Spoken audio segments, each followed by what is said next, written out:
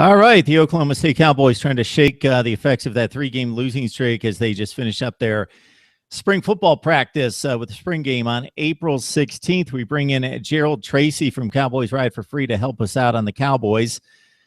Gerald, always a pleasure. Thanks for jumping on with us. So let's start at quarterback where there's a battle for the backup position. Can you set us up with not just what you saw in the spring game, but what you heard out of camp the previous 15 sessions leading into the final spring game?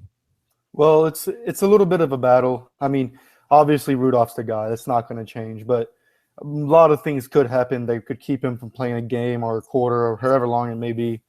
Or if they even want to continue using a package like they did of J.W. Walsh, now not having Walsh is going to be a little bit of an issue. You really don't have a guy that's like him, but you do have guys who are pretty capable.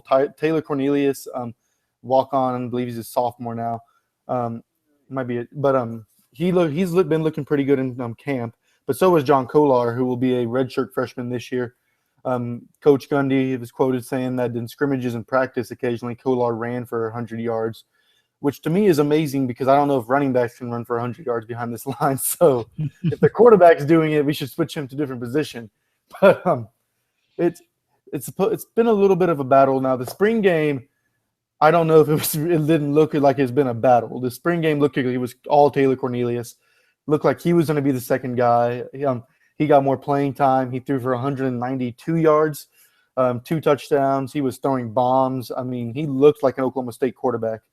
And that's saying something because, I mean, Mason Rudolph's the guy. But what if Cornelius were to come in and if he played like that? Granted, that was against backups. It was spring game. But if he was to play anywhere near to that capability, you have to say you feel safe with him playing against at least some of like the lower teams in the conference. The Kansas, maybe the Kansas States, Iowa State, teams like that. So John Kolar, he looked a little bit just stiff. He wasn't really throwing the ball really well. Took a little while to make decisions, threw a couple interceptions. But like I said, Cornelius just slinging that everywhere. Rudolph looks about the same.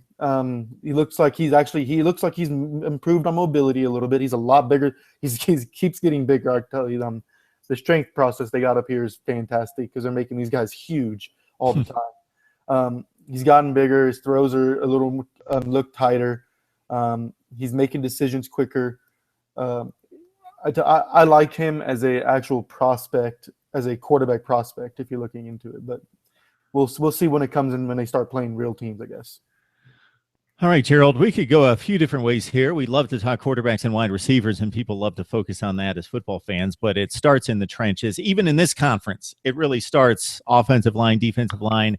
You mentioned the difficulty running the football from the running back position, and that was probably one of the sore spots on the team last year, despite the 10-win success, was running the ball from the running back spot. You lose your best there. You lose your best on the other side of the line of scrimmage. Can you kind of size things up there? It's not much better. It's better. Like, it's not last year bad, but it's still not what you're going to need.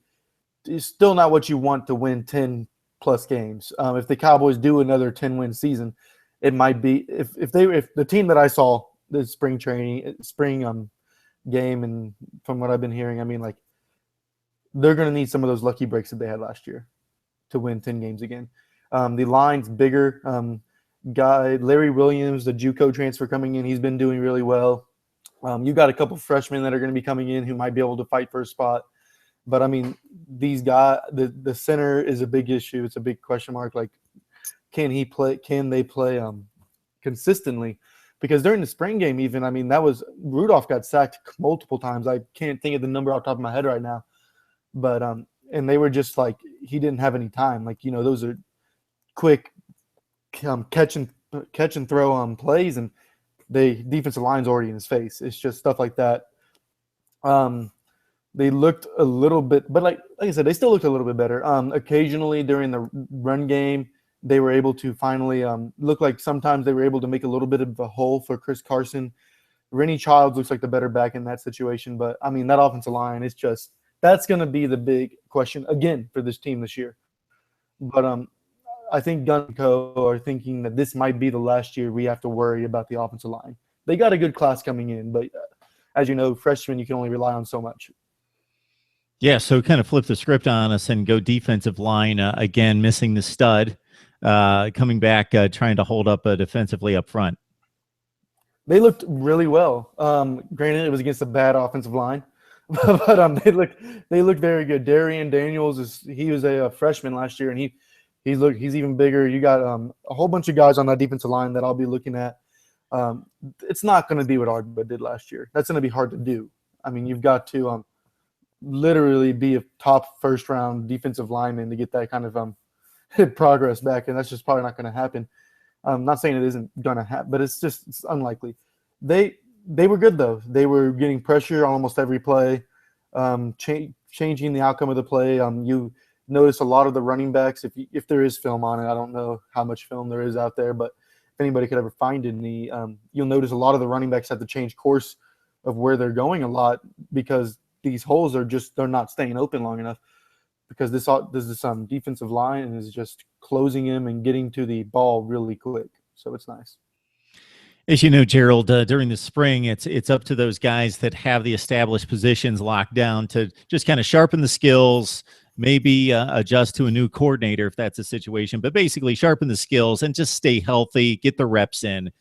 But then every college football team's losing a number of starters and also key backups. And so new guys need to step up. And that's really the trial and the battle to position yourself for an August push to get a starting spot or get some playing time. So as you scan the field on both sides of the ball, who are those guys that maybe you saw step up or need to step up early in August as we get to that point? Well, Ramon Richards is probably going to be that number 2 corner on the other side of Ashton Lampkin. As long as Lampkin is healthy. And Ramon's always been that kind of do-or-die corner.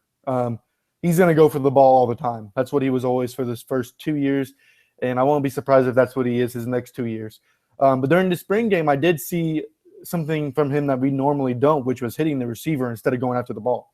And that was nice. When he did that, he broke up 2 or 3 passes in a row at one point. He was doing real well with that. Him on the defensive side, I think he's not a newcomer per se. He's had some starts under his belt, but he's also he's finally going to have like his time in that spot. I believe the team is moving to a 4-2 style type defense. So there's some stuff in there. They're deep at linebacker. I tell you, they got there's a guy, Justin Phillips. He's a like second or third. I think he's a second string linebacker, and he could start on a number of Big 12 teams. They're pretty deep. And they hit hard. They swarm to the ball. Really good in coverage. I think they're going to be good on that side. On offense, I want to see what Barry J. Sanders will do. Obviously, he's actually not officially a student yet, so that's why you probably haven't heard much of Gundy speaking on him because technically he's not his student. He's not a recruit. He's still like a recruit. So Barry, I want to see what he can do. He's coming from Stanford, who has a lot better of an offensive line. Is he going to be able to be shifty? Rennie Childs might finally get his turn to be that number 1 guy if Barry J falls through. But, I mean, the receivers are pretty much going to be the same. You're going to have a couple guys. Colton F, I think, will try to be in that little type of area where David Glidden was. But James Washington still catching balls with one hand every time you turn around. There's not a lot of people you're missing on the offensive side. You just you might, if a freshman like Jamonda Moore, someone that's Larry Williams, that JUCO I was talking about, if he's able to steal a spot on that offensive line, he could be big. From what I'm hearing, he's been very good, like I mentioned, so he could be a big help on that offensive side. Gerald Tracy from Cowboys Ride for Free setting us straight on Oklahoma State having wrapped up spring practice on April 16th. Gerald, you know the deal between now that it's not even the end of April and all the way to August. Basically, just keep these kids out of trouble and keep them healthy, and you're good to go. And that's what you'd like to see until you get to that August 1st deadline to get back into camp. So we appreciate the time, man. No problem.